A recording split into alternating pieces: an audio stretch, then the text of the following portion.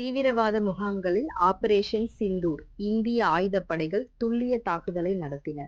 மே 7, 2025 நள்ளிரவு 1:44 இந்த நேரத்துல இந்திய ஆயுதப்படைகள் ஆபரேஷன் சிந்தூரை தொடங்கியது. இது பாகிஸ்தான் மற்றும் பாகிஸ்தான் ஆக்கிரமிப்பு ஜம்மு காஷ்மீர்ல உள்ள பயங்கரவாத உள்கட்டமைப்பை தாக்கியது.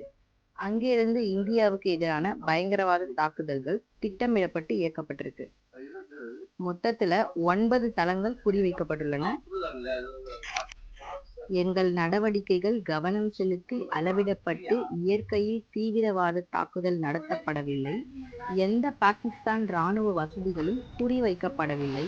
இலக்குகளை தேர்ந்தெடுப்பதிலும் செயல்படுத்தும் முறையிலும் இந்தியா கணிசமான நிதானத்தை காட்டியுள்ளது. இந்த நடவடிக்கைகள் காட்டு மிராண்டித்தனமான பஹல்காம் பயங்கரவாத தாக்குதல்களுக்கு பிறகு 25 இந்தியர்களும் ஒரு நேபாளி குடிமகனும் கொல்லப்பட்டனர். இந்த தாக்குதலுக்கு பொறுப்பானவர்கள் பொறுப்பேற்கப்படுகிறார்கள் என்ற உறுதிமொழியை நாங்கள் நிறைவேற்றுகிறோம்.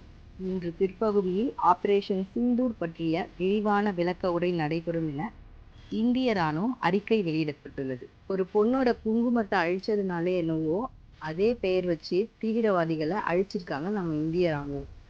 போருக்கு துணிந்து நிற்கும் எம் வீரர்கள் ஒருபோதும் தனக்கு என்ன ஆகும் என யோசித்ததே இல்லை. அவர்கள் குடும்பம் மட்டும் கண்முன் வந்து போகும்.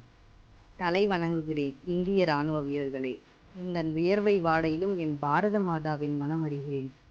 எங்கள் குறி மக்கள் மீது அல்ல, தீவிரவாதிகள் மீதுதான் என்று தாக்குதல்களை வெற்றிகரமாக நடத்தி முடித்திருக்கிறீர்கள்.